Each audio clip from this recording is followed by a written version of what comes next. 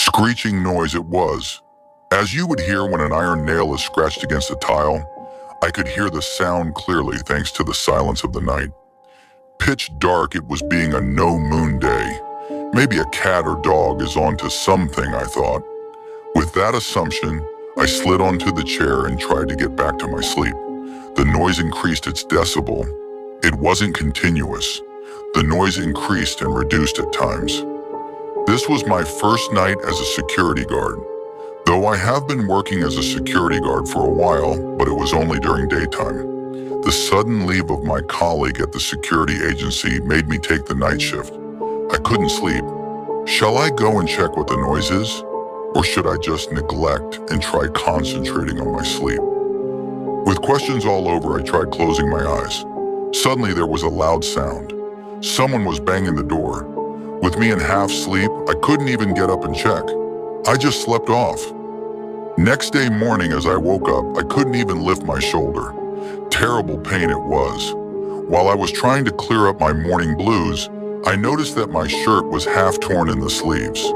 My hand had bruises all over. Shockingly, I just stood up and ran over to the nearest tea shop. While I ordered a tea and tried to do the face wash, with the jug water, I could see red color spill over on the ground. Terrified, I just asked for a mirror at the tea shop. There were bruises all over and my nose was bleeding slightly. With restlessness and shock, I tried getting out of the scene as the people watched over. When I returned to my house, I just lied to my roommates that I fell from the bike. With injuries matching the same, I didn't have to explain further. I went to bed trying to recollect what could have happened. With the night shift tiredness, I dozed off. I started the job again in the evening. My eyes turning cautious, I waited for the night to slip in. I checked my watch. It was 8 o'clock. I went for washing my hands for the dinner inside the building. It was dark as the moon was growing after yesterday's no-moon day. I was watching carefully as water drained down my hands. Bushes were all standing still. For my safety, I turned the mobile torch on those dark areas. Nothing seemed abnormal. After finishing the dinner, again I continued the same ritual. Today I will find out what noise it was. With solid resolve, I browsed through the YouTube videos and at times checking with my mobile torch. Time was 11 p.m. and my mobile charge had almost drained down. I went to the security cabin and kept the mobile for charging. Feeling sleepy, I felt I should go for tea. Confirming that the gates were locked, I started walking towards the tea shop. The stretch to the tea shop was completely engulfed in the dark. There were empty spaces on both sides of the road with bushes decorating the fences. I was walking confidently as I heard a noise in the bush. I just stopped. With a pinch of fear setting in, I switched on the torch which I got from the agency. It didn't switch on for a while. Cursing the agency, I was trying to switch it on by opening the backside and changing the battery positions. As my hands were slowly trembling with nervousness, I lost the hold of the battery. It just fell on the road. Scolding myself for the carelessness, I started to search for the battery with my hands as I sat on the road to get the feel of battery. Darkness painted on the road.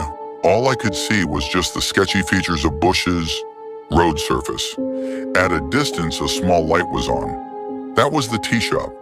The noise in the bush was still audible. With nervous hands, I grabbed onto something. Fortunately, that was the battery. With a victory smile, I marched toward the tea shop. Everywhere there were the noise of crickets, some random barks of dogs. The torch was my only savior in the black atmosphere. I approached the tea shop only to see that it was closed.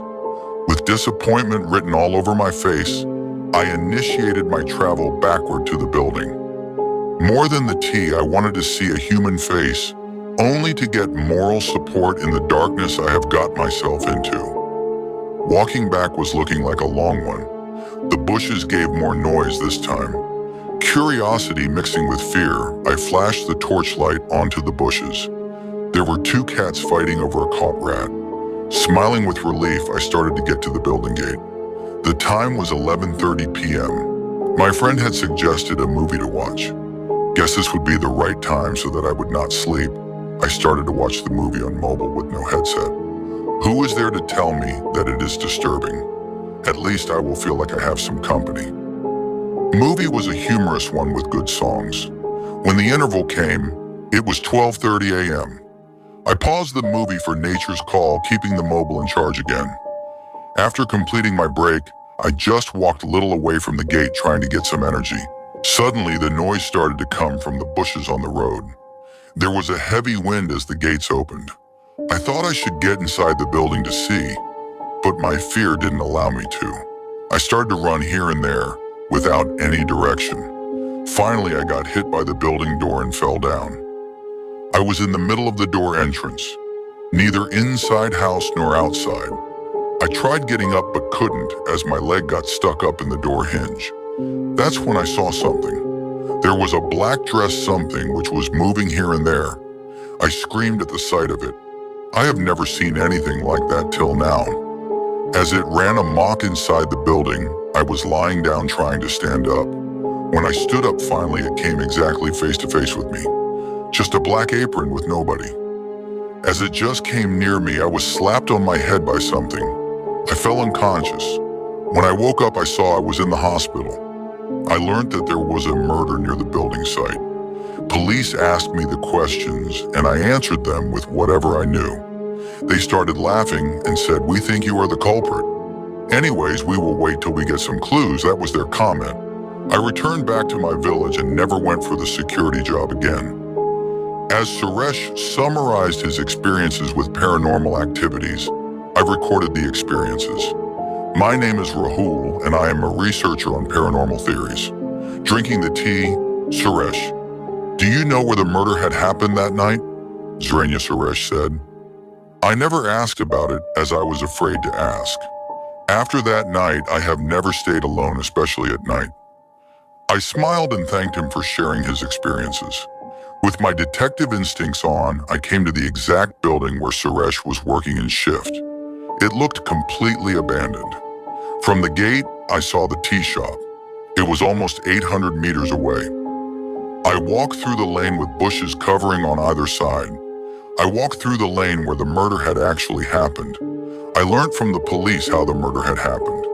I just got down into the bushes trying to see what's there inside. I could see a tiny strip of cloth coming out of the ground as a dog was biting it. I drove the dog away and tried pulling the strip out. It was a cleaning mop. There were some bloodstains on that. When I connected the dots with Suresh's story, I identified the murderer. With happiness, I started to walk back to the gate.